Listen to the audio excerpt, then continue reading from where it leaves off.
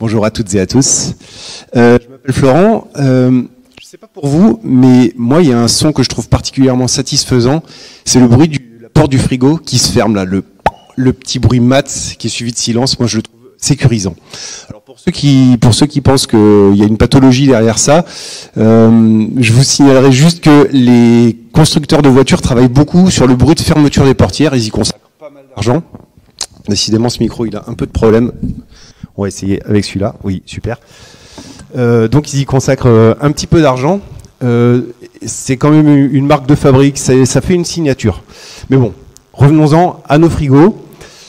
Parfois, on est dans le rush. On ferme la porte du frigo. On va faire autre chose. Sauf que le frigo n'est pas fermé.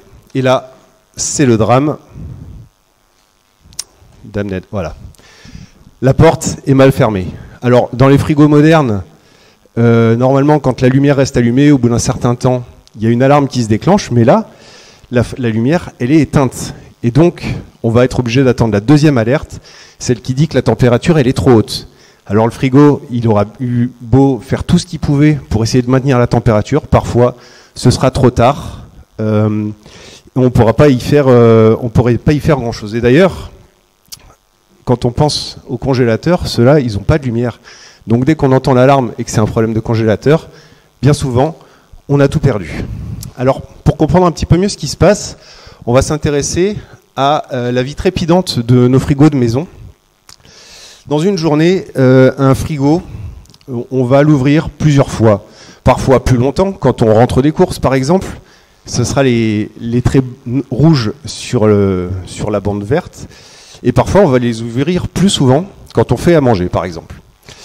Le compresseur, donc le trait bleu, il va se déclencher par intermittence pendant toute la journée, y compris la nuit. Et pour prendre en compte le fait qu'on ouvre plus souvent la porte du frigo, il va avoir tendance à tourner plus longtemps ou plus souvent. Et la température, du coup, elle va être maintenue dans une plage acceptable en dessous de 7 degrés. C'est la législation. Ça, c'est la vie d'un frigo normal. Mais dans un frigo mal fermé, qu'est-ce qui va se passer?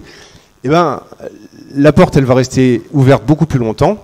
Le compresseur, il va faire tout ce qu'il peut. Il va tourner en continu. Il va faire du givre. Et malgré tous ses efforts, parfois même, il ne va pas réussir à maintenir la température. Et là, on risque de tout perdre. On risque de vraiment tout perdre dans le frigo. C'est là que les problèmes sanitaires peuvent survenir. Si on compare les durées de fonctionnement du compresseur dans les deux cas, on va pouvoir estimer la différence de consommation qu'il va y avoir. Si on compresse toutes les bandes rouges, on s'aperçoit qu'il y a une surconsommation qui peut être très très importante. Et on sait qu'aujourd'hui, l'énergie, elle se fait de plus en plus rare et de plus en plus chère. Mais Fridge Alert, mon projet, se propose de répondre à ces problématiques. Tout d'abord, en économisant l'énergie, en détectant vraiment les fermetures de portes, on va pouvoir prévenir la surconsommation liée à la porte mal fermée. Et on va aussi éviter le gaspillage alimentaire en prévenant au plus tôt les utilisateurs quand il y a un problème. Mais si vous êtes curieux de savoir comment, eh ben, première chose, il y a un capteur très innovant qui est do it yourself pour l'instant, qui va se proposer de vérifier que la porte elle est bien fermée, non pas par proximité ou par un petit bouton, mais par le contact du joint sur le corps du frigo. Vous vous rappelez ce petit bruit mat sécurisant? C'est ça qu'on va détecter. Ensuite, le Fridge Alert est un objet connecté qui, en Wi-Fi, va transmettre à un serveur toutes les données des capteurs, donc l'ouverture-fermeture des portes, des capteurs de température, des capteurs d'activité du compresseur, et le serveur va pouvoir alerter les personnes en cas de problème. Et enfin, plutôt que de faire sonner le frigo, on va directement pousser des notifications sur les téléphones portables des utilisateurs, qui peuvent être dans leur jardin, au bureau, à la plage. Comme ça, ils seront prévenus au plus tôt et vont pouvoir réagir le plus vite possible. Alors pour l'instant, Fridge Alert est à l'état de prototype. Il a les tripes à l'air, mais les idées, elles sont bien là quand même. Le cœur du projet est fonctionnel. Reste quand même, avant de passer de l'état de prototype à suite produit, la problématique de savoir notamment si on va l'intégrer sous forme d'un équipement qu'on rajoutera sur les frigos existants, ou si on va directement aller voir les fabricants de frigos pour essayer de leur proposer la technologie à intégrer dès la conception, ce qui serait quand même beaucoup plus pratique.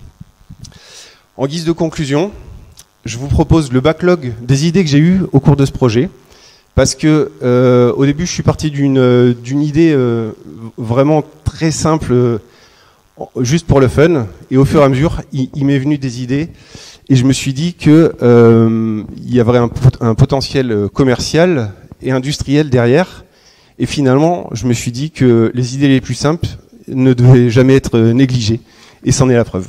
Merci beaucoup. Je vous remercie. Bravo.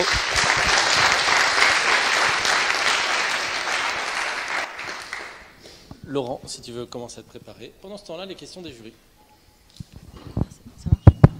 Bonjour. Bonjour. Donc, je fais partie de l'environnement du jury. Donc, forcément, j'aime bien déjà l'application qui fait que ça rentre dans la catégorie qu'on dirait de IT for Green.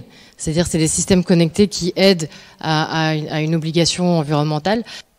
Le poil dans les nouvelles lois AGEC de gaspillage alimentaire et tout ça. Et donc je me disais, qu'est-ce que vous pourriez prévoir pour que votre solution soit à la fois une solution for green, mais qu'elle soit elle-même green? Est-ce que vous avez pensé à ce que vous allez développer, comment, et pour que ce soit cohérent finalement avec la finalité de l'outil? Mon idée là-dessus, c'est qu'il faut en développer le moins possible et en mettre le moins possible dans les équipements, parce que dans les frigos modernes, c'est quasiment des petits ordinateurs eux-mêmes. Manifestement, il y a guère éventuellement qu'une petite connectivité Wi-Fi à rajouter, et c'est réglé au niveau de l'équipement. Après, au niveau des infrastructures de gestion des serveurs, plutôt que d'avoir, je sais pas combien, chacun sa petite plateforme pour agréger les données, il y a évidemment une grosse mutualisation à faire au niveau des données pour de la notification. Après, ça, c'est vrai que c'est des choses qui peuvent déjà être hébergées sur des infrastructures existantes, pourquoi pas directement chez les fabricants de matériel de réfrigération. Merci beaucoup. Merci beaucoup également pour l'idée qui est très simple, hein, donc ça c'est bien quand les idées sont simples, on arrive à les comprendre. La question que je me posais, c'était visiblement je rajoute un capteur entre mon joint et ma porte de frigo, enfin j'imagine que vous l'avez testé, et est-ce qu'il n'y a pas un sujet quand même quand on rajoute un élément de quelque part créer une fuite au niveau du joint, et voilà comment... C'est tout à fait exact. C'est pour ça qu'aujourd'hui, le capteur que j'ai développé, justement j'étais venu au Fab Lab pour ça, il est sur une bande de scotch cuivré, donc il est fin comme du papier. Et c'est pour éviter d'avoir cette surépaisseur, parce que je voulais aussi faire rentrer les capteurs de température, mais ils avaient un fil rond de 3 mm et ça causait déjà une perte. Là, le joint papier, en fait, ne crée pas de fuite, parce que du fait que le joint il est magnétique, il vient vraiment se coller très finement contre la paroi du frigo. Et en fait, s'il peut exister une fuite, elle est vraiment infinitésimale par rapport aux fuites qu'on essaye de combattre, qui sont des portes mal fermées, quoi, vraiment. Dernière question, on a le droit. Donc, déjà, merci pour la présentation et pour l'idée. Je me suis posé une question concernant la notification sur téléphone portable et l'utilisation justement du téléphone. Pourquoi ne pas avoir réutilisé un signal sonore en supposant que la personne est plutôt à proximité du frigo s'il est mal fermé, par exemple en train de charger des courses, etc. Ou est-ce qu'il y a un cas d'usage caché qui est le monitoring de l'ouverture-fermeture des frigos? C'est une très bonne question.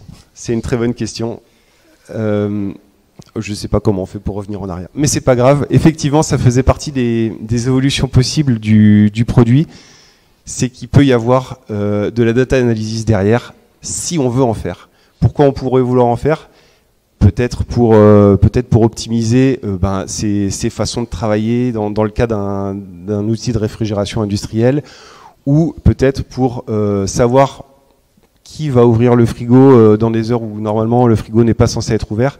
Et effectivement, alors la question initiale, c'était pourquoi la notification sur le téléphone parce que en fait, c'est parce que ça m'est arrivé à moi et que j'étais pas forcément à côté et que je m'en suis aperçu très très tard.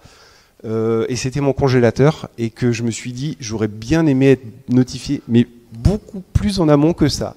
Et en fait, quand le congélateur m'a notifié, c'était l'alarme de température. C'était une mauvaise nouvelle. Merci beaucoup.